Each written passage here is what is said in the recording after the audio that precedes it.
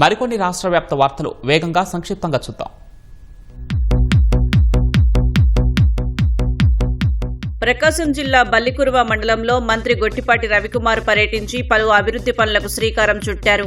కొప్పెరపాడు నుంచి చిన్నజమ్మల మడక వరకు 6 కోట్ల రూపాయలతో నిర్మించిన రహదారిని ప్రారంభించారు. అనంతరం ప్రజల నుంచి వినతులు స్వీకరించారు.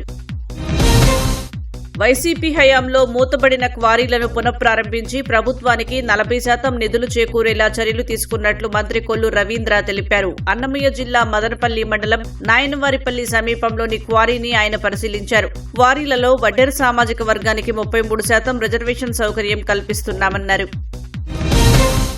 పేదల సొంతింటికల సాకారం చేయడమే ప్రభుత్వ లక్ష్యమని ఎమ్మెల్యే జేసీ అస్మిత్ రెడ్డి తెలిపారు. అనంతపురం జిల్లా తాడిపత్రిలో బీడీ కార్మికులకు ఇంటి పట్టాలను ఆయన పంపిణీ చేశారు. పశ్చిమ గోదావరి జిల్లా ఇరగవరం మండలం కావలిపురం శివారు ఎర్రాయి చెరువులో 13 లక్షల అంచనా వ్యయంతో వాటర్ ట్యాంక్ నిర్మాణానికి ఎమ్మెల్యే ఆరిమిల్లి రాధాకృష్ణ శంకుస్థాపన చేశారు. అమరజీవి జలధార పథకం కింద ఈ ప్రాజెక్టు పనులను ప్రారంభించినట్లు తెలిపారు.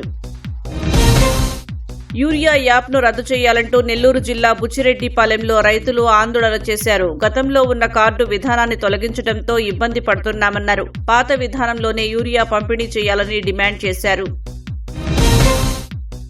నెల్లూరు జిల్లా వెంకటాచలం మండలం కసుమూరు క్రాస్ రోడ్డు సమీపంలో ఫ్లైఓవర్పై రోడ్డు ప్రమాదం జరిగింది. హైదరాబాద్ నుంచి తిరుమల వెళ్తున్న కారు ఇసుక ట్రాక్టర్ను బలంగా ఢీకొట్టింది. 5 ప్రయాణికులు తీవ్రంగా గాయపడగా నెల్లూరు ఆసుపత్రికి తరలించారు.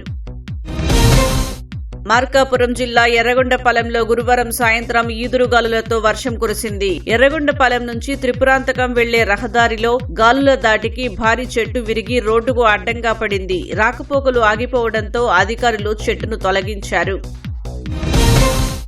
అనంతపురం జిల్లా బొమ్మనహాళ్ మండలంలో ఉంతకల్లు శ్రీ రుక్మిణి పాండురంగ స్వామి రథోత్సవం అత్యంత వైభవంగా జరిగింది. ఈ ఉత్సవంలో భక్తులు పెద్ద సంఖ్యలో పాల్గొన్నారు.